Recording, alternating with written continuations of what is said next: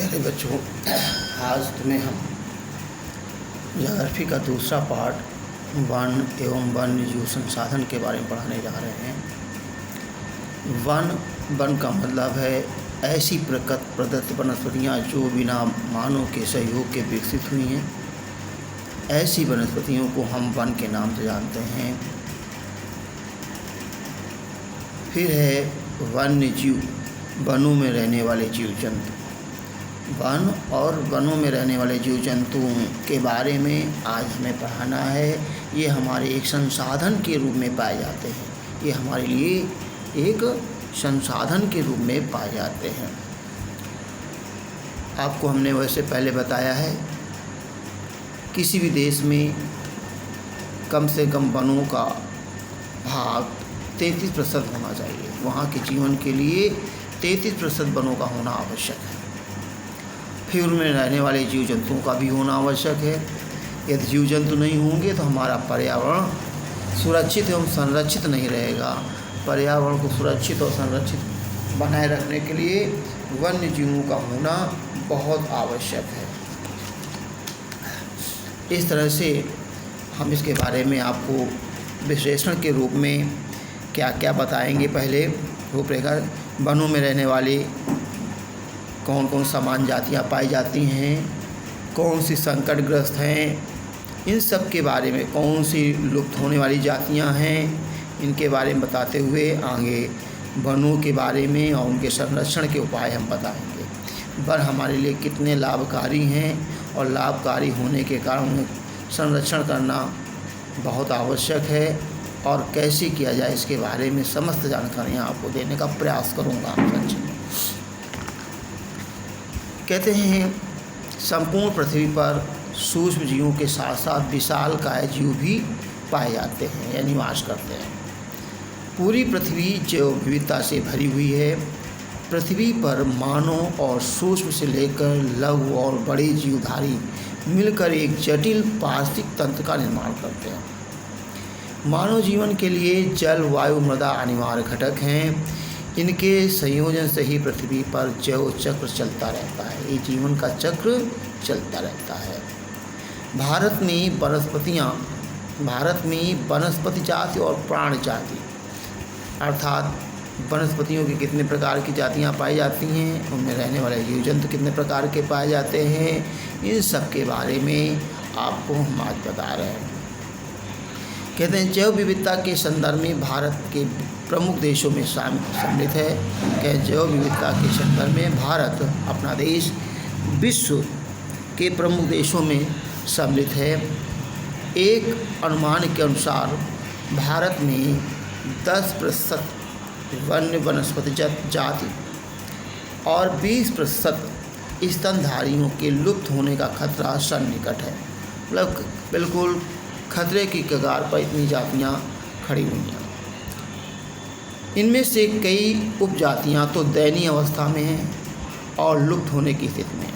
इनमें चीता, गुलाबी शेरवाली, बतख, पहाड़ी कोयल, जंगली चित्तीदार उल्लू और मधुका, इनसिग्निस महुआ की जंगली किस्म और हुरबड़िया हेप्टिन्यूरन घास की प्रजाति आज शामिल है। मतलब आपको ये जीव जंतुओं के नाम हैं जो पेड़ों पर व घासों में पाई जाने वाली ये जातियां हैं। आप देखिए, इसमें एक थोड़ी सी विशेष बात बता रहे हैं। भारत में बड़े पैमाने पर हो रही वनों की कटाई चिंताजनक विषय है, चिंता का विषय है। देश में वन आवरण के अंतर्गत अनुमानित 79.42 79.42 मिलियन हेक्टेयर क्षेत्रफल है।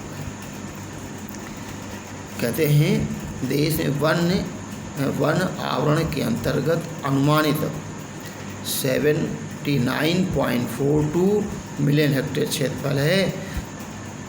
ये देश के कुल भौगोलिक क्षेत्र का 24.16 या 16% भाग है। स्टेट ऑफ फॉरेस्ट रिपोर्ट के अनुसार 2015 के अनुसार सन 2013 के सघन वनों क्षेत्र में 3,775 वर्ग किलोमीटर में समृद्धि हुई है। वन क्षेत्र में यह वृद्धि वन संरक्षण उपायों और वृक्षारोपण से हुई है। अंतर्राष्ट्रीय प्राकृतिक संरक्षण प्राकृतिक संसाधन संरक्षण के अनुसार पौधों और प्राणियों को उनकी दशा के अनुसार निम्नलिखित श्रेणियों में बांटा गया है। देखिए क्या कह रहे हैं, अंतर्राष्ट्रीय प्राकृतिक संरक्षण और प्राकृतिक संसाधन संरक्षण संघ एक यूनियन संगठन है, एक संस्थाएं हैं जो इनके अनुसार जीव जंतुओं और वनस्पतियों का विभाजन किया गया है। जीव जंतुओं में सामान्य जातियाँ पहले और संकटग्रस्त जातियाँ कौन हैं। सामान्य जातियाँ वे जातियाँ जिनकी संख्या जीवित रहने के लिए सामान्य मानी जाती हैं, जैसे पशु, साल, चीड़, कृंतक, रोटेट्स आदि। ये पेड़ जीव जंतु मैंने पेड़ पौधे और पेड़ पौधे के साथ जीव जंतु मैंने एनिमल जिसे कहते हैं आप, वो सब तो पशु हो गए। अब इसके बाद संकटग्रस्त जातियाँ कौन हैं। ये जातियाँ वे जातियाँ हैं जिनके लुप्त होने का खतरा विद्यमान है, जिन विषम परिस्थितियों के कारण इनकी संख्या कम हुई है।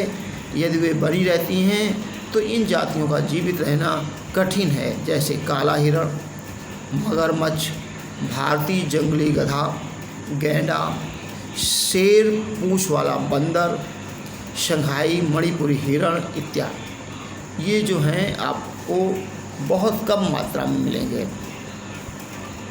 सुभेद जातियाँ कौन होती हैं। वे जातियाँ जिनकी संख्या घट रही है, ऐसी जातियों को सुभेद जातियाँ, जैसे नील भेड़, एशियाई हाथी, गंगा नदी के डॉल्फिन मछली का नाम है, ये जातियाँ सुभेद जातियों के अंतर्गत आती हैं। दुर्लभ जातियाँ, इन जातियों की संख्या बहुत कम है या सुभेद है।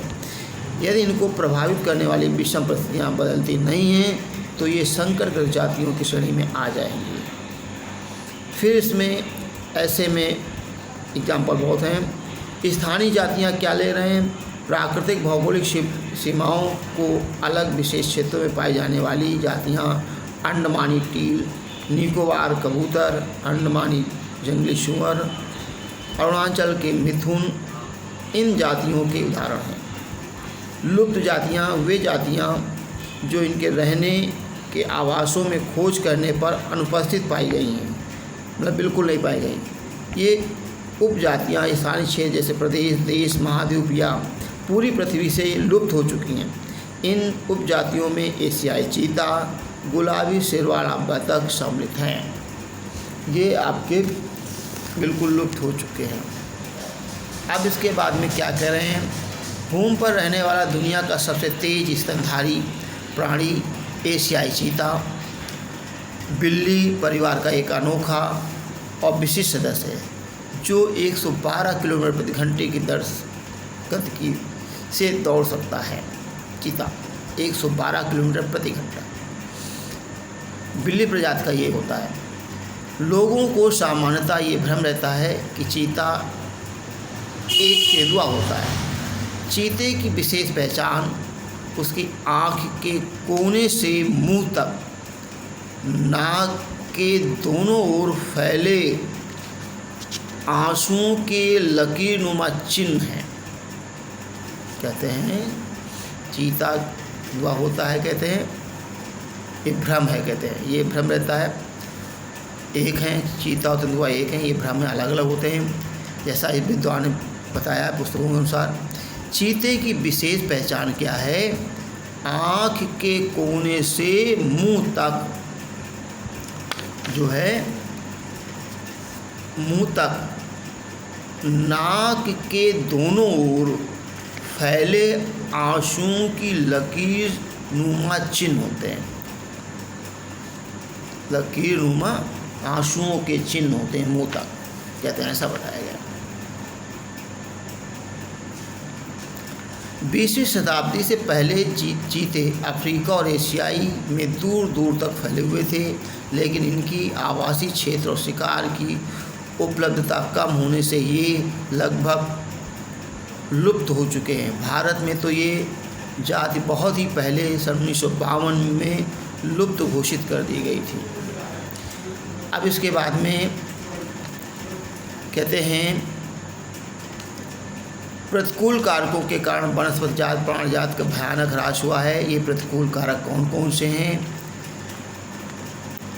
उपनिवेश काल में रेलवे लाइनों का विस्तार, रेलवे लाइन का बिछाया जाना, वनों को नष्ट करके कृषि भूमि का विस्तार, वाणिज्यिक वनिक खनन प्रक्रियाएं, बड़ी विकास परियोजनाओं का निर्माण, पशुचारण व ईंधन के लिए कटाई, आखेट, पर्यावरणीय प्रदूषण, ये आपके वनों के विनाश और जातियों के विनाश के प्रमुख कारण बने हैं। इसके बाद में मानव की विभिन्न गतिविधियों से भी इनको क्षति पहुंची है। इसके बारे में देखें, कहते हैं लकड़ी, छाल, पत्ते, रबड़, दवाइयाँ, भोजन, ईंधन, चारा, खाद आदि वस्तुएं प्रत्यक्ष या परोक्ष रूप से वनों और वन्यजीवों से ही प्राप्त होती हैं। इन वस्तुओं को प्राप्त करने मानव ने वनों और वन्यजीवों को अत्यधिक क्षति पहुँचाई है। भारत में औपनिवेशिक शासन के दौरान रेलवे लाइन, कृषि व्यवसाय, वाणिज्यिक वनिक खनन क्रियाओं के कारण वनों में तेजी का विनाश हुआ है। तेजी से स्वतंत्रता के बाद कृषि भूमि विस्तार के कारण वनों का भी विनाश हुआ है। वन सर्वेक्षण के अनुसार 1951 से 1980 के बीच लगभग 26,200 वर्ग किलोमीटर वन क्षेत्र कृषि भूमि में परिवर्तित कर दिए गए हैं। जनजाति लोगों ने पूर्वोत्तर और मध्य भारत में झूम खेती के लिए वनों को साफ कर दिया।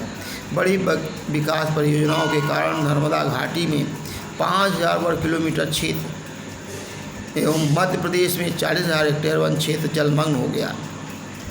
पश्चिमी बंगाल में बक्सा टाइगर रिजर्व में डोलोमाइट आयस के खनन के कारण अनेक प्रजातियों के प्राकृतिक आवासों को नष्ट कर दिया गया है। अधिकतर वन अधिकारियों और पर्यावरणविदों के अनुसार वनों का निम्नीकरण पशुचारण एवं ईंधन के कारण होता है, लेकिन चारा और लकड़ी के लिए वृक्षों की पत्तियां और टहनियां अधिक प्रयोग में लाई जाती हैं। पूरा पेड़ नहीं काटा जाता। अतः इस बात की सच्चाई में संदेह है, वनों के निम्नीकरण से पारिस्थितिक तंत्र का संतुलन नष्ट हो रहा है। अर्थात इस चैप्टर में हम ये बताना चाहते हैं, पहली बात, वनों से हमें क्या लाभ प्राप्त होते हैं। वनों से हमें मुख्यतः दो प्रकार के लाभ प्राप्त होते हैं, प्रत्यक्ष लाभ और अप्रत्यक्ष लाभ। प्रत्यक्ष लाभ जो हमें दिखाई पड़ते हैं, अप्रत्यक्ष लाभ जो हमें दिखाई नहीं पड़ते हैं। दिखाई देने वाले आप तो देखते हैं प्रत्यक्ष लाभ कौन कौन सीधे जो दिखाई पड़ते हैं, जैसे पेड़ों से हमें लकड़ी, फल, फूल, गोंद, कत्था, कागज़ की लुगदी आदि सब प्राप्त होते हैं। इसके अलावा न दिखाई देने वालों में जैसे हमें हवा मिलती है, फिर बहुत शुद्ध ऑक्सीजन मिलती है, मृदा अपरदन को रोकते हैं, वर्षा में सहायक होते हैं, हमारे पर्यावरण को शुद्ध करते हैं। ये हमारे अप्रत्यक्ष या परोक्ष रूप से ये लाभ प्रदान करते हैं। जब ये सब लाभ प्रदान करते हैं तो हमारे लिए वनों का संरक्षण बहुत आवश्यक है। यदि वनों का संरक्षण नहीं किया जाएगा तो हमारा जीवन एक दिन बहुत ही दुर्लभ और संकटमय हो जाएगा, और संकट होने से इस समस्त मानव जाति ही नहीं, समस्त जीव जंतुओं के लिए खतरा उत्पन्न हो जाएगा। अतः इतना इस पाठ को इतना पढ़ के आइए। मैं अगले दिन फिर हम इसी पाठ पर चर्चा करेंगे। धन्यवाद।